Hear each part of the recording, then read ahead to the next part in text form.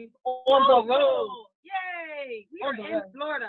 Yes, and we are loving Florida. It's so warm, so much better than that 27 degrees at home. Oh my God, and it's 27, so cold. Oh, so happy. Oh, it was like 27 degrees all the way through the Carolinas and stuff. So I hear. Oh, so cold. Yeah, as we were flying over, someone was like, it's still 20 degrees, and I'm like, no. No, it's fine. But when we landed here, 68. Sunny Florida. Yeah. Okay. Anyway, I'm Jay. Oh, and I'm Winona. Good job. Remember to introduce us. Yay! Professionalism is coming somewhere close. No, it's not. You know, we're mobile, so that's never ever gonna happen. Professionalism is out the window. But the pool is coming. Oh, the pool is coming with sunshine. Okay. Anyway, we'll some books. And the anti-thought series. So, and I thought divorce was bad with other life lessons. And I thought being grown up was easy. And I thought I could juggle it all. And I thought I had it all figured out. Oh yeah, that did come before that one. Woohoo! And I thought I did my journey alone. And I thought he was the one, haven't we all? The Misfit series, Misfit Guys series. Misfit Guys Assassin's Way that leaves crooked footprints. Misfit Guys Little Rat. The Cocktail Forest and the LBD. I'm on vacation, not really. I'm working. You guys. Okay. And then me, I write the Little Debt series. Little Debt series. Soon to be on Audible. You guys check out our Audible book and everything, and this workbook. Woo-hoo. And the 25 Hottest magazine coming out soon for 2019. 25 Hottest Authors, Artists, and Advocates. And you guys start thinking about coming to the Inspirational Women in Literature, Media, and Journalism Conference. And the award show. Taking place on March 16. Now you messed me up. I had a whole flow. But you guys can check out everything that we're doing on www.andwethought.com, our books on Amazon.com and BarnesandNoble.com and Audible.com. Yay, that's exciting. You're not here to hear about us, though. Yeah, you're here to hear about our wonderful guest that is looking fabulous this morning. Wonderful guest, would you like to introduce yourself? Yes, my name's Linda Plunkett. Okay, Linda. What do you do? Actually, I'm a writer, and I recently published a book called Supernatural Rescue. That was 2 years ago in 2016, and that chronicled my near-death experience, my rescue by God, and many other miracles that happened to me, very supernatural things I can't explain. Oh, my goodness. This sounds like an interesting book. May I ask, what was your writing process on this? Like, when you got the idea, how long did it take you to actually, sit down and write the first page? Well, actually, my writing came from a journal, and in 2012, I found I had a tumor in my head the size of a tennis ball and had almost an 8-hour brain surgery. And after that time, I felt like a vegetable. It was horrible. And I said to my home health care nurse, I don't know what to do. I really don't know what to do because I felt so empty.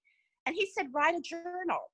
And so the book actually came from the writing of the journal, which was from the very early days of my recovery back in 2013. And as I wrote in the journal basically became the first few chapters of the book.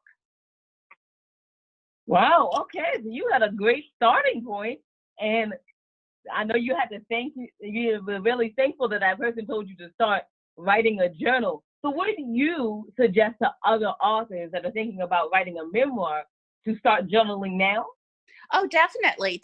And I think when you have memorable events that happen to you, and it could be something very small. It doesn't necessarily have to be a big event. Like for me, it was finding out I had a brain tumor in my frontal lobe.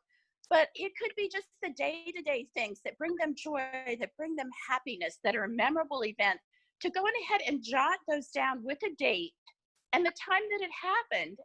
And you'd be surprised how collecting all those thoughts can eventually turn into a book. I have to ask, because I've talked to quite a few people on doing memoirs and creative nonfiction. And so they always say going from journaling, your thoughts kind of ramble and are disorganized. So did you have to do an outline before you sat down to actually write those first chapters? Well, it helped me because, I did write continuously. And honestly, I'll be completely honest with you. After a brain surgery, your writing is not very good. And the first few days, I really could not read my own handwriting because my brain was so jumbled and it was recovering from that extreme surgery. But in time, those events did form a story. And well, obviously, you're not going to use every journal writing every day that you write down. But as you go back and reread them, you will find those highlights that will begin to form the chapters of your book.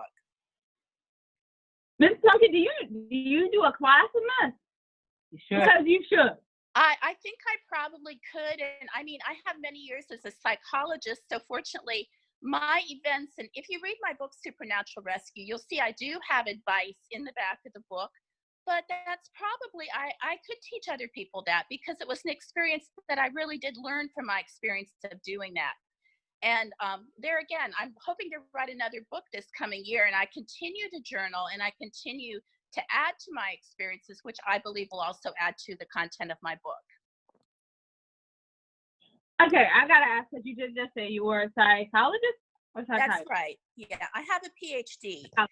And I had a nonprofit So we should be calling you Dr. Plunkett. Dr. Well, Plunkett. you know, my friends, I just keep it to Linda. I keep it informal, but I did spend about 15 years running a nonprofit organization where I counseled individual and also married couples and helped them with their issues, and also gave them spiritual counseling as well. Wow. So you do relationship counseling on top of being a psychologist, on top of writing? Oh, this is amazing, Dr. Plunkett. After a brain surgery? This is why people with PhDs come out of brain surgery just fine. Well, I'll tell you, in the beginning, I was not so fine. I really did feel like a total vegetable, and it was a very slow recovery. But I'm happy to say that God did restore my counseling practice, and I did go back to counseling. But it was probably not for a year and a half after the brain surgery. How did you get over that challenge? Because when you feel like you are incapable of doing something that you used to, you can't get back to your regular normal. It becomes such a huge area for depression, but you got over that, and now you have your own clinic and you have your own book. So how did you get over that? What are the top three steps? Yeah, I will tell you, it was not easy, because in the beginning I couldn't even walk. I had no balance. I could not balance on 2 feet. It took me several months to learn how to walk, but after that, I felt like my brain was still totally messed up, and I went to a major clinic in the area that I lived in at the time. And I said, can't you test me? Can't you put me through some tests and help me recover? And the sad news was they came back and said, there is nothing we can do for you. And so after that time, I did my own study and I read my own books to help myself recover from that experience. Oh, so it sounds like you already have another book there about, doing research and making sure that you're getting the best health care. Well, I do. And I'm a big believer in supplements. I hope to put some of this in my new book. I'm not a medical doctor. I have a PhD in psychology. But from my own experience, learning how exercise, learning how brain exercises, mental exercises, but also reading and growing. Every time you learn something new, it does help your brain. Absolutely. I'm a big believer in that. I believe in learning second languages, hence my silence. Well, I got one more language on you. I've got 3. I know you do. 3.5, because one is Braille. Yeah, it's 3.5. I'm still stupid, though, so it didn't help me at all. It's not you just think in a different way. So, as you went from journaling to your writing process to publishing your book, how did you deal with that stress? Because you now had your counseling job back. How did you deal with that stress? And what are some of the things that you could tell women that maybe are in the same situation or work full time and trying to publish books? What would you tell them the top 3 things to do? Well, one thing that really helped me, I did go to a writers' conference in Michigan, and you can go online and Google writers' conferences, but even though I had a PhD in psychology, I had never written a book, and there's a lot to know about book writing. So I would say attend a writers' conference if you can, and they will tell you all the how-tos.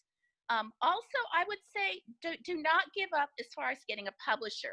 I was told the chances were only something like 1 in 50, your odds of getting a publisher, but at the same time, I was still able to get a publisher. So not to give up, to go on ahead and write your proposal, submit to those publishers. And if you don't, you can still self-publish. There's many avenues for self-publishing if you cannot get a publisher. but I would just say not to give up, to keep pushing. And if this is something that's in your heart and you want to do it, that I think that, God can still provide a way, even though the odds of maybe getting a publisher are not very great. I love that. She's like, believe in your dream, the dream that you actually have, not the dream that someone says, well, you may not get it, so settle for this one. I love that. I love that so much. Although it kind of hurts my brand because, we did it originally indie. We did originally self-published, so. But it's not a bad thing. I'm joking. It's not a bad thing. No, it's not a bad thing at all. You. It's, and the main thing is if you have something published, that's what I mean. I'm not saying my next book will necessarily have a publisher's name to it.